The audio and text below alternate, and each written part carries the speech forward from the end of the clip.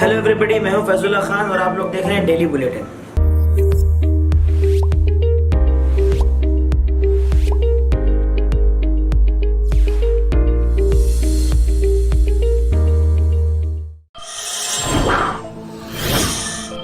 आइए सबसे पहले नजर डालते हैं गुलबर्गा के कोविड केसेस पर। आज के टोटल पॉजिटिव केसेस हैं 22 और कोविड के चलते आज गुलबर्गा में 2 डेथ हुई है। तो डिस्चार्ज की बात करते हैं तो टोटल आज डिस्चार्ज हुए हैं 50। 4 केसेस कॉन्टैक्ट से हैं और 2 कॉन्टैक्ट ट्रेसिंग के हैं, 2 कंटेनमेंट जोन से हैं और बाकी 13 महाराष्ट्र रिटर्न है। आज गुलबर्गा के विधानसभा में वुमेन्स इंडिया मूवमेंट की टीम की तरफ से डीसी को एक मेमोरेंडम दिया, जिसमें वो लोगों ने कल जो एसएसएलसी के एग्जाम्स हो रहे हैं 25 जून से, उसको कैंसिल करने की मांग की। दूसरे स्टेटों में जैसा तेलंगाना है, आंध्र प्रदेश है, पंजाब है, इन लोगों ने जो है ना एसएसएलसी एग्ज़ाम कैंसिल करके बच्चों को प्रमोट किया है। तो हम भी हमारे स्टेट गवर्नमेंट से येडियुरप्पा से ये डिमांड करते हैं कि एसएसएलसी एग्ज़ाम को कैंसिल किया जाए और बच्चों को प्रमोट किया जाए, क्योंकि बच्चों के लिए बहुत टेंशन का माहौल है। एक तो बीमारी की महामारी कोरोना का टेंशन और ऊपर से एजुकेशन को लोग अपने प्रिपेयर करना, वो एक टेंशन। ये 2 टेंशनों में बच्चों के ऊपर बहुत पड़ता है, बच्चे हो या पेरेंट हो। और जैसे बोला जा रहा है सोशल डिस्टेंसिंग मेंटेन होगा, लेकिन सोशल डिस्टेंसिंग मेंटेन कहाँ होता है? सिर्फ क्लासरूम में हो सकता है। क्लासरूम के बाहर, सेंटर के बाहर सोशल डिस्टेंसिंग मेंटेन नहीं होता। हज़ारों की तादाद में माँ बाप बच्चों को छोड़ने आते हैं और जो बच्चे बसों से बाहर से जाते हैं बसों से, वहाँ पर सोशल डिस्टेंसिंग मेंटेन नहीं होता।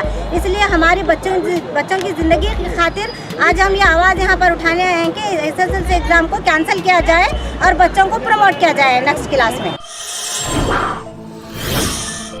आज गुलबर्गा के डीसी ऑफिस में एसडीपीआई ने एक प्रोटेस्ट किया, जिसमें उन्होंने डीसी को मेमोरेंडम दिया और उन्होंने मांग की पेट्रोल की बढ़ती कीमतों पर रोक लगाने की मांग की और साथ ही साथ जेस्कॉम के जो बिल हैं उसको माफ करने की मांग की। और भी 2 बातें उन्होंने कही है, आइए चलिए सुनते हैं।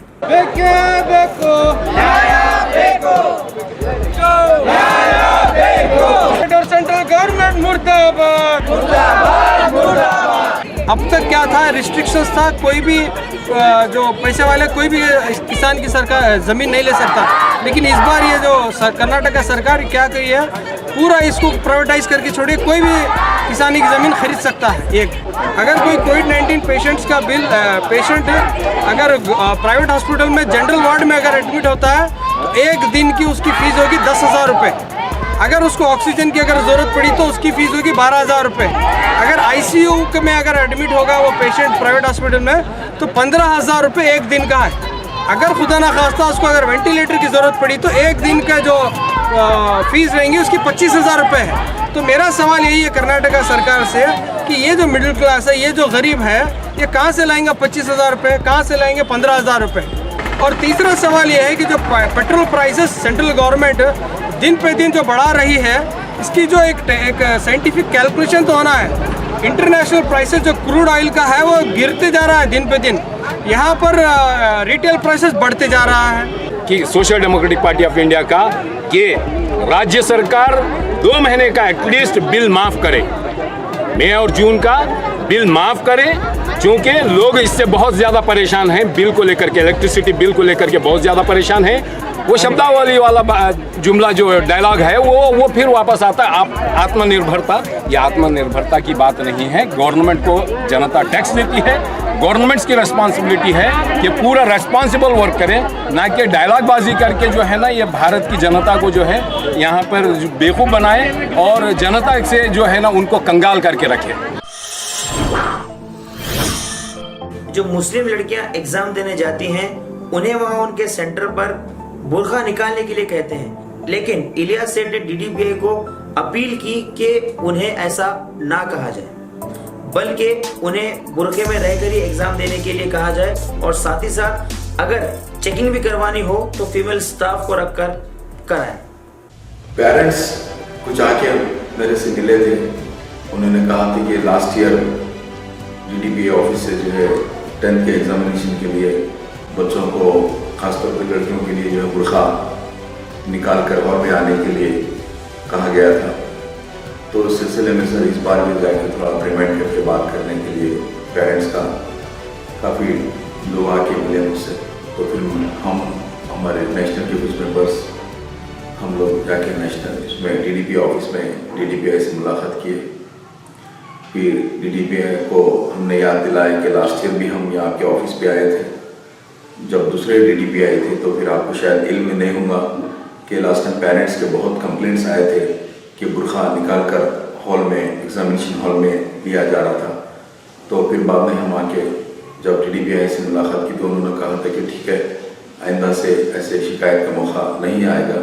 तो आपको भी हम एक बार रिमाइंड कर रहे हैं कि भाई यहाँ पे भी इस साल भी जो 25 से एग्ज़ाम शुरू होने वाले हैं 10th के, इस बार भी जो है बच्चों को बुरखा निकालने के लिए फोर्स ना किया जाए। बच्चे अगर चेक करना है आपको तो आप लेडीज टीचर से आप चेक करा सकते हैं। आज गुलबर्गा के नेशनल चौक पर एशियन बेकरी का और एक ब्रांच ओपन हुआ है, जिसके ओनर आदिल हैदर और समीर विखार ने लोगों को वेलकम किया और लोगों को सेफ्टी प्रिकॉशंस के साथ सर्व करने का वादा किया।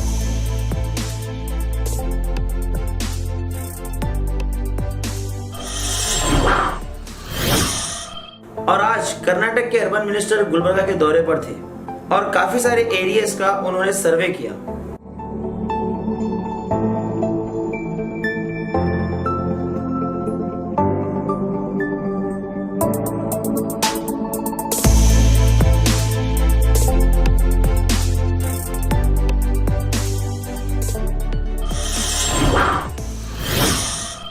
इसी तरह के लेटेस्ट अपडेट्स के लिए हमारे गुहैश पर बने रहें और सब्सक्राइब करें यूट्यूब पे, लाइक करें फेसबुक पे और हमारे व्हाट्सएप ग्रुप को ज्वाइन करना ना भूलें, लिंक है डिस्क्रिप्शन में।